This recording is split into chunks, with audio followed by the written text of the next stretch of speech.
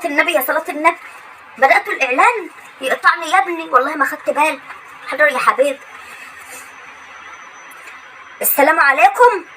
أنا الحاجة صبحية من عزبة الناموس. جاية النهاردة عشان أقول لكم تجربتي أنا شخصيا. والله ما بكذب ولا هكذب في حرف واحد، واللي هقوله لكم ده أنا والله ما أبجى جنيه ولا حد مداني مليم. أنا بقول لكم الكلام ده بناء عن تجربتي الشخصية، عشان أنا عايزة زماني الحمد لله ربنا شافاني وعافاني. أقول لكم على تجربتي. جاي مش عشان الإعلان خالص، ولا أنا واخدة جنيه. والله ربنا يحاسبني كمان تاني، أنا ما واخدة جنيه ولا أبجى جنيه. يعني جاي اقول لكم على تجربتي. انا كنت بمشي على 4 عكاكيز، ما كنتش بقدر اتحرك من مكاني، كنت شبه مشلوله. كنت بعمل حمام على نفسي وانا قاعده، ما كنتش بلاحق ادخل الحمام. الحمد لله بفضل ربنا الاول وبفضل ثم فضل كريم افرد ركبك.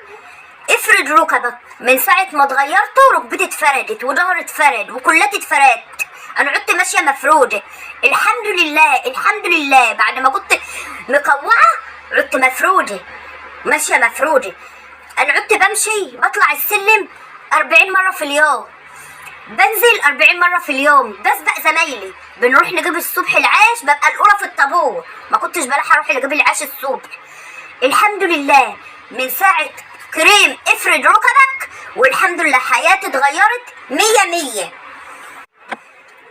ورجعنا لكم تاني مع كريم افرد ركبك.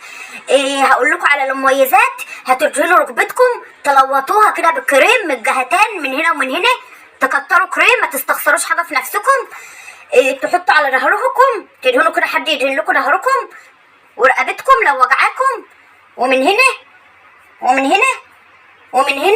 ومن هنا تكتروا كريم على قد ما تقدروا. لازم تشتروا تاني، عشان تشتروا تاني تخلصوا علبة الكريم عشان تشتروا تاني. امال مين اللي هيشتري كريم يعني؟ ما لازم الشركة برضو تستنفع. كريم افرد ركبك. مستحيل تلاقي عظمك بيوجعك، مستحيل تلاقي عندك ألم في الفقرات، مستحيل تلاقي عندك خشونة في ركبتك. وداعا لعمليات الغضروف، وداعا لعمليات الركبة، وداعا لتركيب مفصل في الركبة، وداعا لجميع العمليات. كريم افرد ركبتك كده 100. حياتكم هتتغير للمرة المليون. والله ما انا ابرة جنيه، انا بقول لكم الكلام ده. انا عدت شديدة ونشيطة. كريم افرد ركبك لا يعلى عليه. جربت كل الكريمات، مفيش حاجة جابت معايا نتيجة.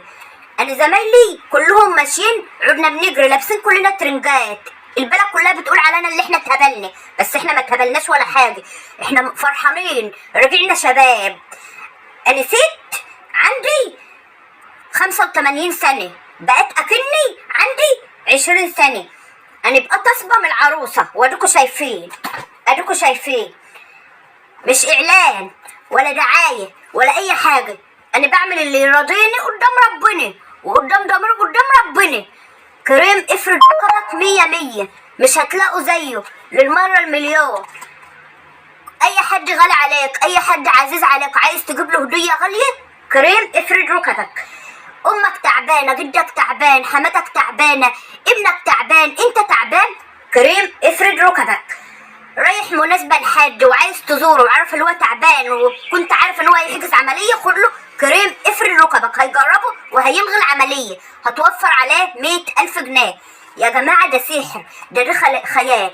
انا عدت بجري على الحيطة، انا عدت بقى مش هتصدقهم والله بمشي على الحيطة وبطلع على الحيطة، بطلع جاري على الحيطة.